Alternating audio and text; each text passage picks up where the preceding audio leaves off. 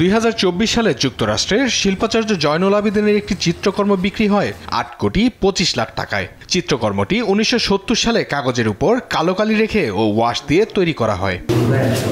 এমন খবর যেমনই আশা জাগায় তেমনই ভাবিয়ে তোলে শিল্পাচার্যের আঁকা চুরি যাওয়া ছবি উদ্ধার না হওয়া। ময়মনসিংহের শিল্পাচার্য জয়নুল আবেদিন সংগ্রহশালা থেকে 1992 সালে চুরি হয়ে যায় আকর্ষণীয় 17টি ছবি। সন্দেহের তীর যায় শিল্পীর বন্ধু ইকবাল হোসেনের বিরুদ্ধে। 1994 সালে 10টি ছবি উদ্ধার হলেও বাকি 60টি ছবির সন্ধান এখনো পাওয়া যায়নি। সংগ্রহশালা হওয়ার পর ইকবাল সাহেব ছবিগুলি জুলাই গেছিলেন, এরপরে উনি আসেন নাই। তার 1992 সনে ছবিগুলি 17টি ছবি চুরি হয়, তারপরে 94 সনে 10টা ছবি পাওয়া যায়। চুরি যাওয়া ছবির মধ্যে ছিল শিল্পীর বিভিন্ন দেশে ভ্রমণকালের আঁকা ছবি, গুনটানা, নদী পারাপারের অপেক্ষা, পিতা পুত্র ও দুর্ভিক্ষের ছবি।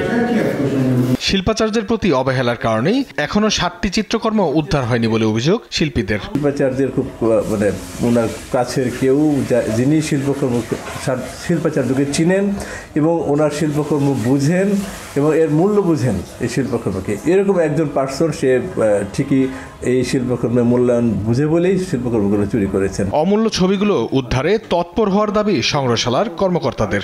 জয়নুল আবেদিনের শিল্পকর্মগুলো অমূল্য, এই ছবিগুলো যদি সবগুলো এখানে প্রদর্শন করা যেত বা তারা যদি দেখার সৌভাগ্য পেতেন, সেই ক্ষেত্রে তারা আরো অনেক বেশি সমৃদ্ধ হতেন। 1975 সালে ময়মনসিংহের পুরাতন ব্রহ্মপুত্র নদের পার ঘেঁষে গড়ে তোলা এই সংগ্রহশালায় বর্তমানে 189টি নিদর্শন রয়েছে।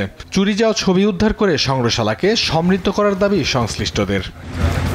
নিউজ ডেস্ক, দেশ টিভি।